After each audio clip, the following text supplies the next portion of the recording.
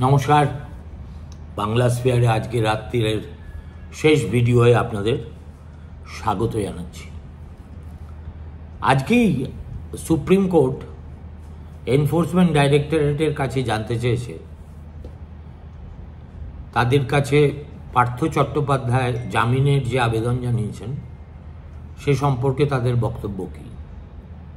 আর ঠিক আজকেই দেখা গেল সেন্ট্রাল ব্যুরো অফ ইনভেস্টিগেশনস প্রাথমিক শিক্ষক নিয়োগের মামলায়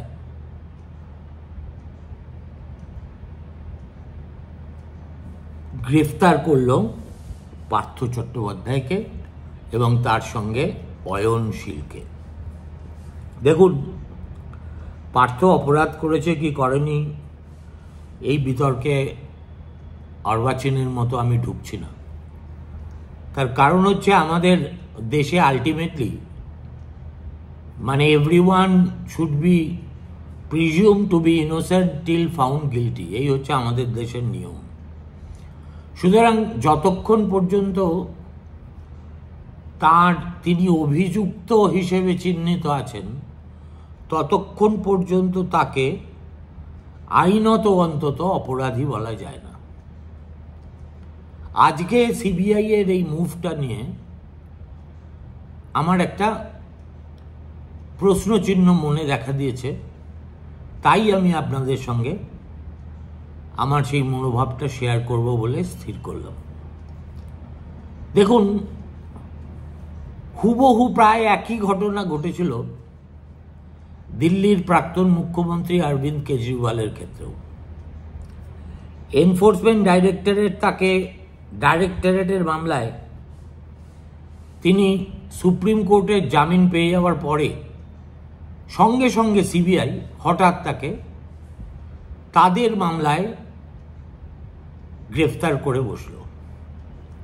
শেষ পর্যন্ত এই যে গ্রেফতারির সিদ্ধান্ত সেটা কিন্তু সিবিআই এর পক্ষে সুখের হয়নি। একেবারে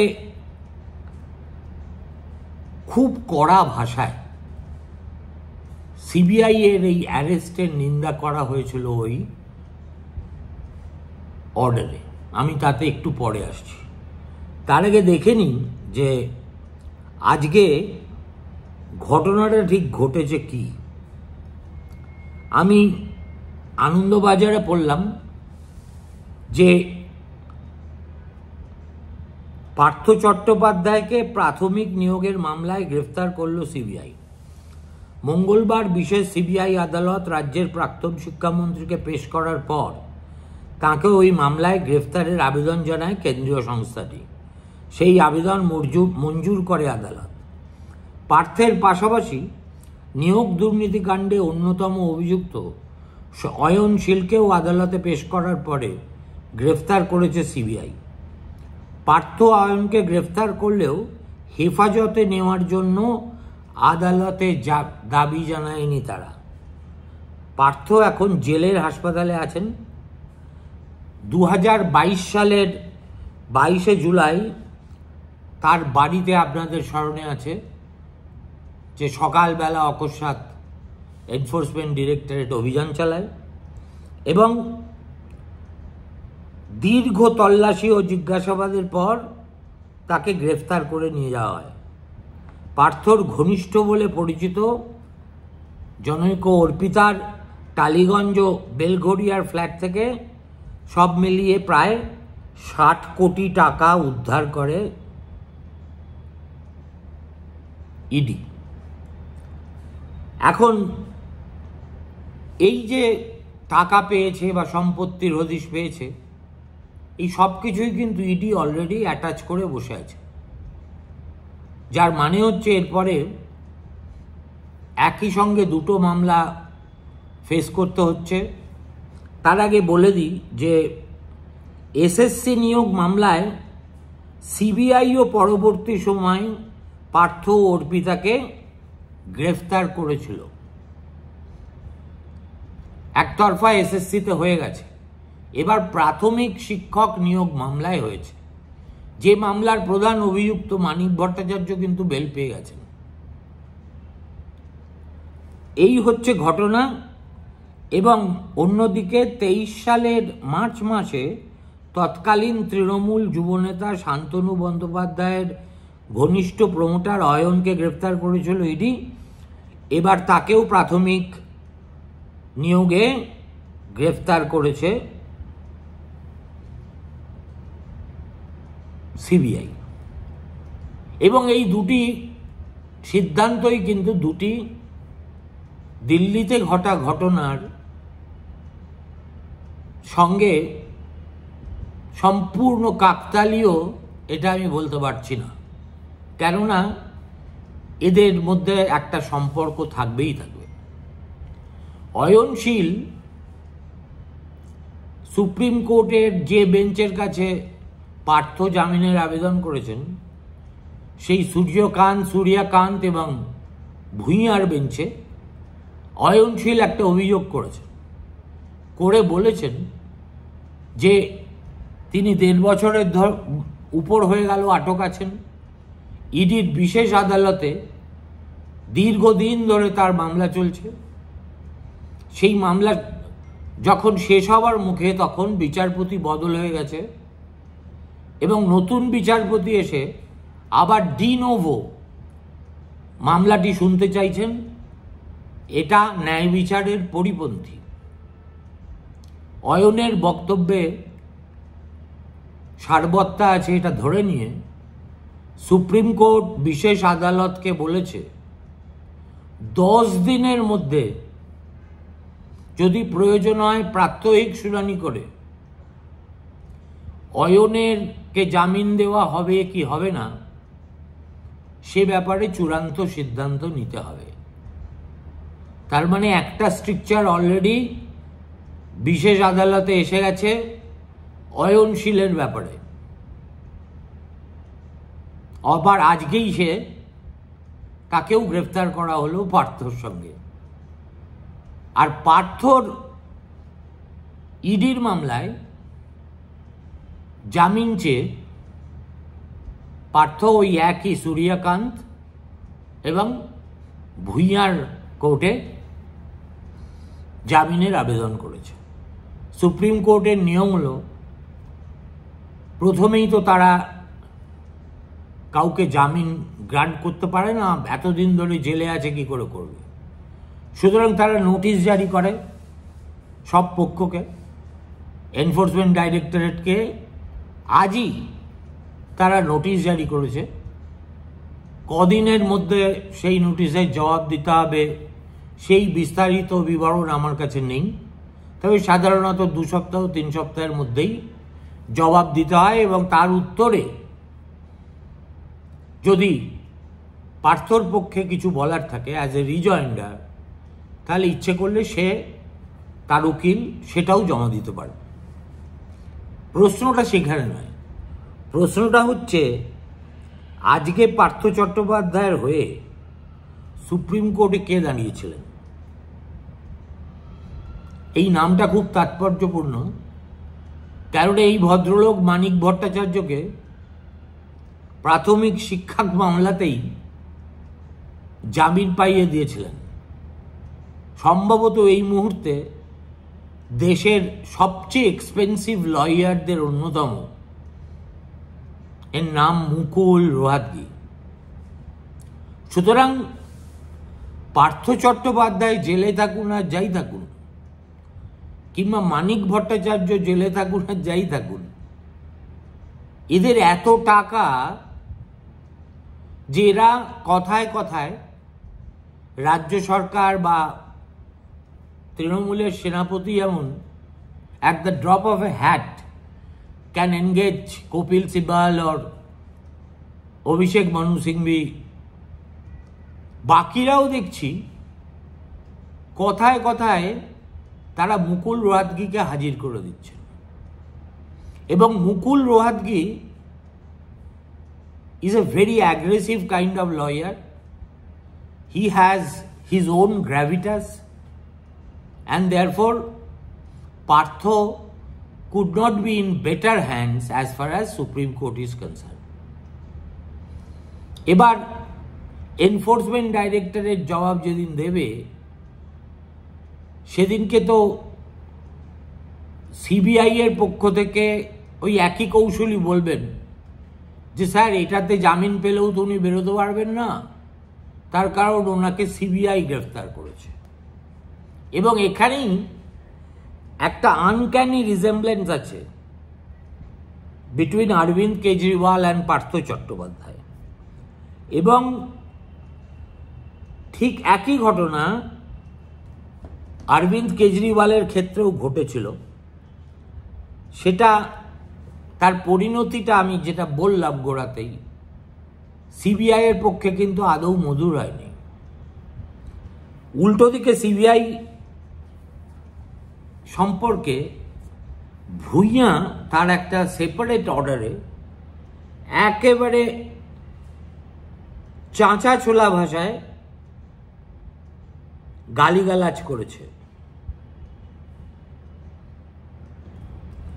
Justice Bhuiya chose to write a separate opinion questioning both its timing and necessity without mincing words. সুতরাং টাইমিং অ্যান্ড নেসেসিটি, 2 বছরের উপর যে লোকটা জেলে রয়েছে তাকে এতদিন সিবিআই প্রাথমিক শিক্ষক মামলায় অ্যারেস্ট করার কথা ভাবল না। ঠিক যেদিন ইডি মামলায় বেল পাওয়ার জন্য সে সুপ্রিম কোর্টের দ্বারস্থ হলো, সেদিনই তাকে আরেকটা মামলায় ফাঁসিয়ে তার হাজতবাস দীর্ঘায়িত করার জন্য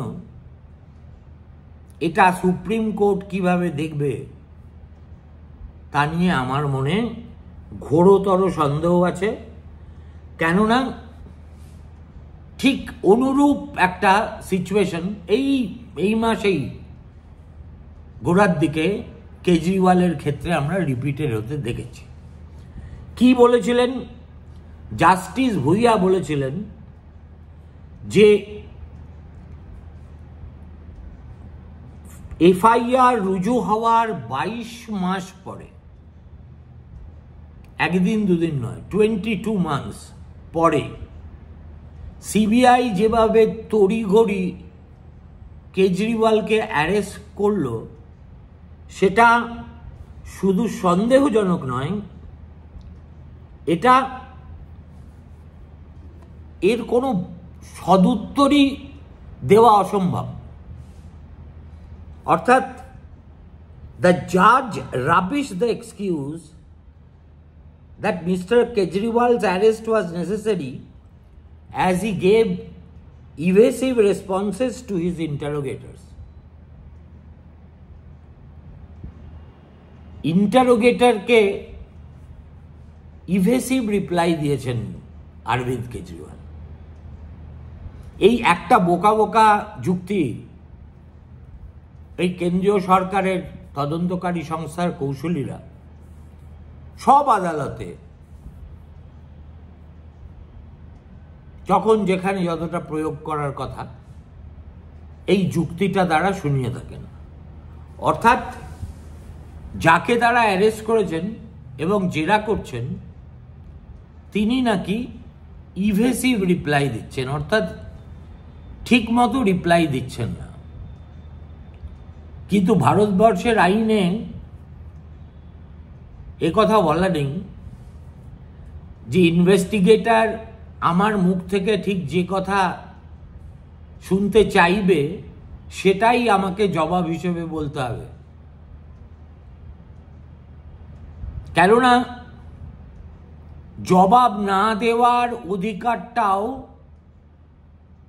আমাদের সংবিধান আমাদের দিয়েছে। Nobody can be forced to give a statement which will go against him. এটাকে বলে সেলফ রেক্রিমিনেশন। সুতরাং ভুঁইয়াও এখানে লিখেছেন যে an accused cannot be branded non-cooperative because he did not answer questions the way his interrogators wanted them answered. অভিযুক্ত যে তার কি কি অধিকার আছে, ভূঁইয়া লিখেছেন, every accused had a right to remain silent. No adverse inference can be drawn from the silence of an accused. An accused cannot be forced to make inculpatory statement against himself. যেটা আমি বললাম, যে আমি যদি ইন্টারোগেটরের সামনে চেয়ারে বসে মৌনাবলম্বন করি, তাহলে সেটাও আমার আইনগত অধিকার। আপনারা যারা হলিউডের ছবি দেখেন, দেখবেন যখনই অ্যারেস্ট হয় পুলিশ সঙ্গে সঙ্গে বলে, you have the right to remain silent. সভ্য দেশ সঙ্গে সঙ্গে তার রাইটটাও বলে দেওয়া হয় যাকে অ্যারেস্ট করা হচ্ছে তার। nothing that the power of arrest, noting that the power of arrest must be used sparingly and is not a ruse for harassment. এবং এখানেই বলেছিলেন যে সিবিআই এর আচরণ হওয়া উচিত লাইক সিজারস ওয়াইফ, অ্যান্ড জনমনে এমন কোনো ধারণা এই গোয়েন্দা সংস্থা সম্পর্কে হওয়া উচিত নয় যে তারা সেই কেজড প্যারোটই রয়ে গেছে।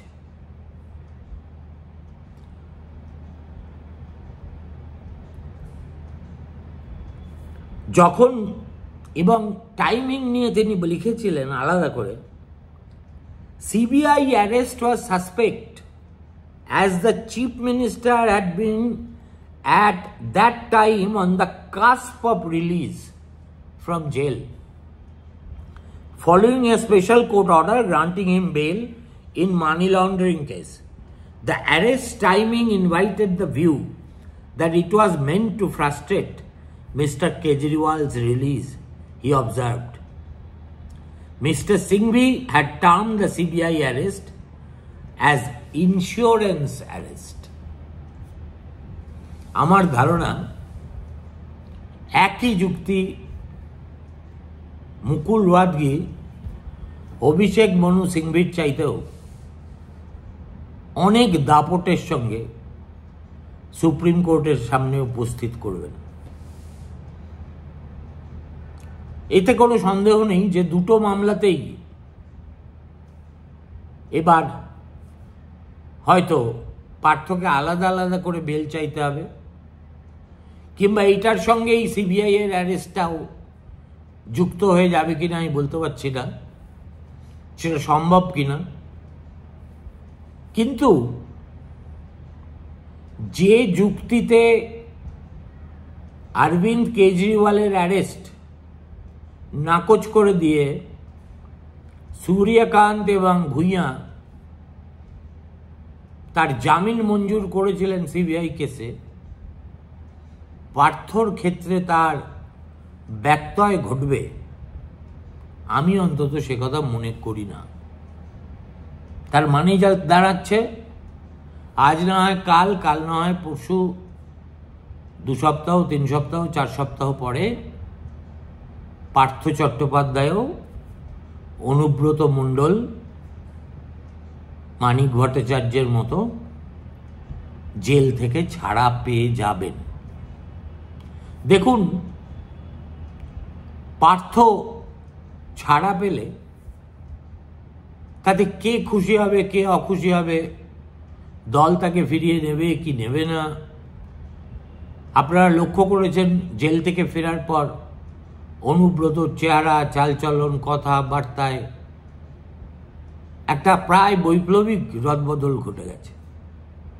দীর্ঘদিন যদি কেউ জেলে থাকে এবং সে যদি মানুষ হয়, তাহলে জেল তাকে শরীরে মনে দুমড়ে মুচড়ে একেবারে অন্য মানুষ বানিয়ে দেয়। পার্থ চট্টোপাধ্যায়ের ক্ষেত্রেও সেই ঘটনাটাই ঘটবে।